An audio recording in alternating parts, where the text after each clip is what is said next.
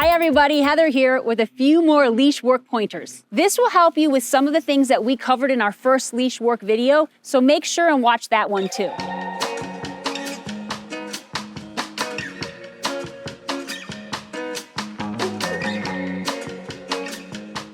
So leash work is actually one of the things that you can do to start teaching dogs about that calm, agreeable state of mind, reminding them that that's actually their natural way of being. Another reason why leash work is really important, besides just creating that calm, agreeable state of mind, is that this is an opportunity to teach your dog to follow you.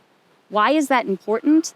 It's really important because this is our world. This is our crazy, chaotic lifestyle. This isn't a natural environment for dogs, and we are the ones that know how to keep them safe, how to keep them fulfilled, how to give them the best life that they can possibly have. So that's why we want them to follow us, so that we can keep them safe, just like your Halo collar does. It's all about keeping your dog safe, helping them understand what's accepted and what's not, when, where, and for how long. And it is a relationship building opportunity. This is what Halo brings to you all the time, and this is what leash work brings to you too. It'll be really relevant when you turn the fences off in your Halo app. I told you I'd have a solution for you if you have a dog that's kind of excited and is amped up, and after you've done the step process of taking a few steps, you notice that your dog is wanting to run in front of you. I told you I have a solution. Pablo, good boy, is here to help me show you that solution. Pablo is a great guy. He's also a part of my pack walks, but he has higher energy and can get excited easy. So he's gonna help me show you how to do something that I call switchbacks or 180s. Literally all this is a change of direction. But I want you to either completely change direction, go in the opposite direction, go at a 90-degree angle, or even a diagonal. I just don't want you to get stuck going in a circle. The point of this is to teach the dog, if they're not following you, they're really not going anywhere. We want our dogs to learn that in order to go anywhere, in order to move forward, in order to get anywhere, they have to do so by following us. So what I'm gonna be doing is I'm gonna start walking with the long line.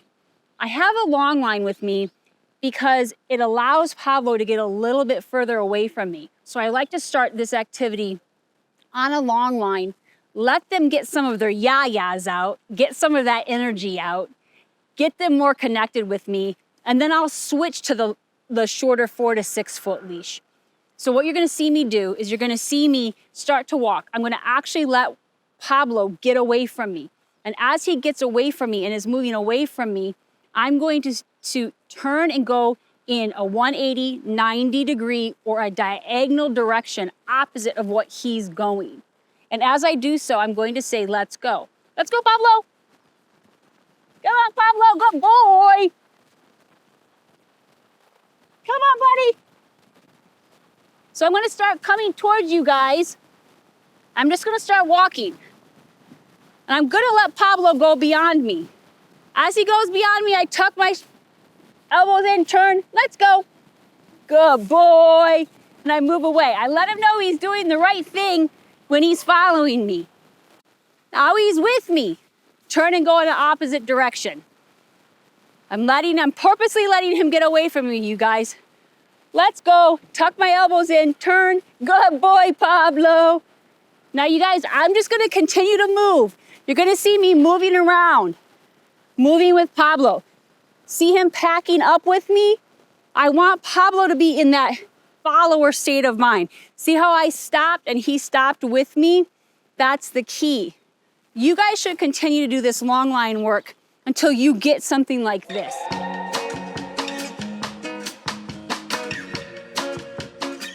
Tuck your elbows in. I don't want you to get your arms yanked out. If your dog is super excitable and super high energy, they could be going really fast. And if they're going in one direction and you turn and go in the opposite direction, I don't want you getting yanked. I want this to be a positive experience for you and your dog. So if you tuck your elbows in, you can use your core and that gives you strength and your arm's not going anywhere.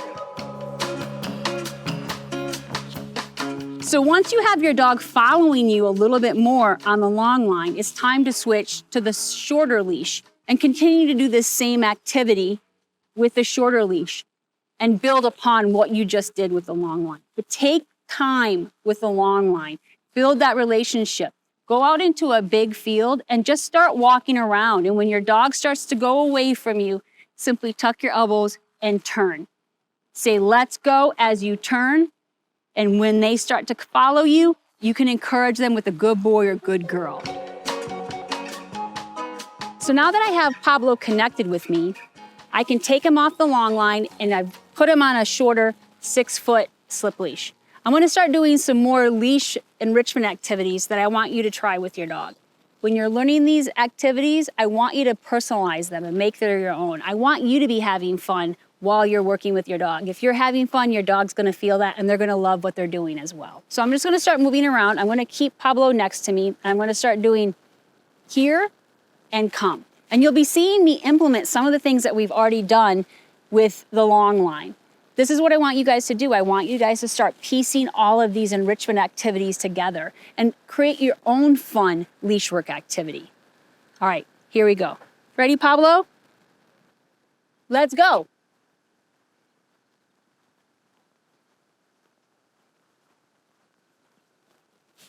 Pablo here. So see, he's right next to me. Pablo, come. Good boy. I can back up and encourage him to come into me. Good boy, Pablo. See how he came right to me instead of going past me? That's a great come. So I'm rewarding him with that. But see how excited Pablo gets with just a little bit of affection? You need to read your dog and learn your dog. So see how I stopped talking to him? I wanted to bring that excitement down. My voice was excitement. I created that because I was rewarding him. That's okay. But I didn't want to push him into failure and keep talking and getting him really excited. So he was at that level 3 of excitement, which is great. I accept that. And to keep him there, I changed the way that I had my energy and also how I was talking to him. Let's go. Come.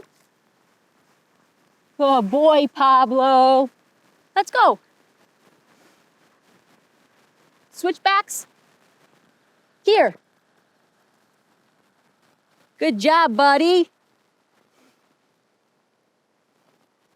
So see how I'm combining all of these activities?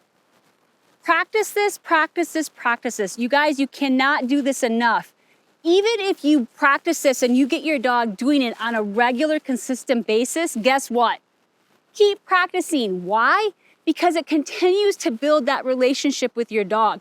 It makes a really good, strong foundation for a lot of the stuff that we're going to be doing in the future. And it also gives your dog the opportunity to have not only physical exercise, but mental exercise. They need that to be completely fulfilled. So do this type of stuff every day, continue to build on it, and combine this together. So now that I have a really good connection with Pablo and everything is going great, I'm gonna start doing some other fun leash work activities. I'm gonna do circles. Yes, I know that sounds simple, but wait till you try it. It's not crazy hard, but it is a little bit different. It can feel weird going in a circle with your dog. But why are we doing this? Well, dogs aren't used to just going in a circle. They wanna move forward and they wanna get somewhere. But what we want them to learn is that the only way they get somewhere is if they're following us. This is what a circle can provide, because we're never continually going in one direction. With a circle, we're constantly changing directions. We're in control of how that direction is changing. And so it provides an opportunity for our dog to continually follow us in that circle. I'm gonna start by doing a circle with Pablo on the outside. And I'm gonna do that until we get pretty comfortable and he's staying with me. And then you're gonna see me actually switch directions where Pablo is on the inside. You may think that a change of direction is not a big deal, but it is. Try something for me. I'm right-handed and I brush my teeth with my right hand. But lately I've tried brushing my teeth with my left hand. And even though this is something that I've done for many, many years, multiple times a day, it felt completely awkward to be brushing my teeth with my left hand. Why? It's like a change of direction. Think about that when you change directions with the circle. A lot of times what I'll do is I'll start with a super big circle and go in one direction with that big circle, and then I'll kind of do concentric circles all the way down till I come to like a middle point and I stop. and get the dog to stop with me. And then to change directions, I go in the opposite direction. Have fun with this. Start with one size circle, get comfortable with that, change directions, do it the other way, about the same size circle, and then start getting creative with it. So here we go. Ready, Pablo? Oh, what a good boy. Let's do this, buddy. So what I want is I just want Pablo to be with me. I don't want him to be running in front of me. I don't want him to be lagging behind me. If I need to, I'll just give some guidance with the leash to keep him with me. As you can see, he's staying with me. He went out that way a little bit. I'm just guiding him with a little leash pressure right now. You can barely see my wrist move, but it's just giving him a little guidance in this circle. Pablo's doing pretty good right now. He's with me. He's not moving in front of me. He's following me. Good boy, buddy. He's never done this before, you guys. So he's kind of wondering what's going on. So I'm actually gonna pick up my pace and actually encourage him to come with me and get him a little bit excited. Here, Pablo. This is where I can use here. Good job, buddy. This may happen to you guys too. It's okay. Just continue to encourage your dog to follow you. They may want to put on the brake as you're going in the circle. Just guide with leash pressure. They don't get to put their nose on the ground. Lift the head up with leash pressure. Let's go, Pablo.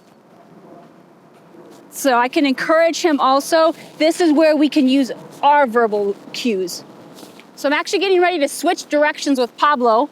Here I go, switching directions.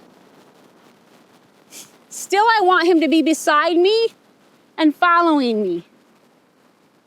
Good job, buddy. See, he's picking up the pace. He's starting to understand the activity more. He's starting to understand he's supposed to stay with me. Can you guys see this, how he's not lagging behind quite as much? This is why consistency and practice, repetition is important. This is what it creates. And I'm gonna come into the center of our circle and I'm gonna stop. Now that Pablo has an understanding of what he's doing when we're doing the circles, that his only job is to follow me with that calm, agreeable follower state of mind, I can combine the circles together and do a figure 8 leash work activity. So you just picture it in your head and map it out on the ground. And all you're doing is tracing a figure 8. What you're doing is literally combining these circles these individual circles that you've done into one big and even better leash work activity. You ready, Pablo? Good boy. Let's do figure 8s. Let's go. Just a little bit of leash pressure right here, you guys. He kind of wanted to go in the opposite direction that I was going, so I just had to use a little leash pressure there. But you see Pablo's with me. He's really kind of following me. He's not paying attention quite as much to the environment. He's getting the idea that he needs to follow me. And if he's lagging behind, I'm just adding a little leash pressure to get him to come with me. That's an important thing too, is some dogs don't try to get in front, they lag behind, and they're doing that to control a situation. You add a little bit of leash pressure when they're doing that and encourage them to continue to follow you. Here, Pablo. That's okay. I think Pablo is hearing a donkey. Yes, I said a donkey. Am I mad that that's getting his curiosity? Not at all.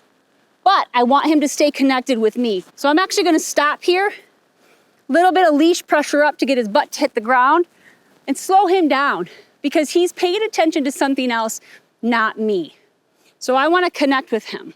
I can get in front of him. Good boy. And create that good boy and create that connection myself. You see, guys, these are important moments when you're doing leash work to stay connected with your dog. I'm okay that he's paying attention to what's going on around him, but what I want is I really want him to be more connected with me than anything else.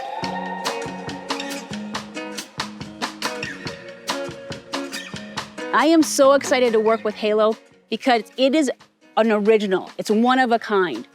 It is a tool that is going to help you build and strengthen the relationship that you have with your dog. It's going to help you understand how they communicate, how they naturally live in the world.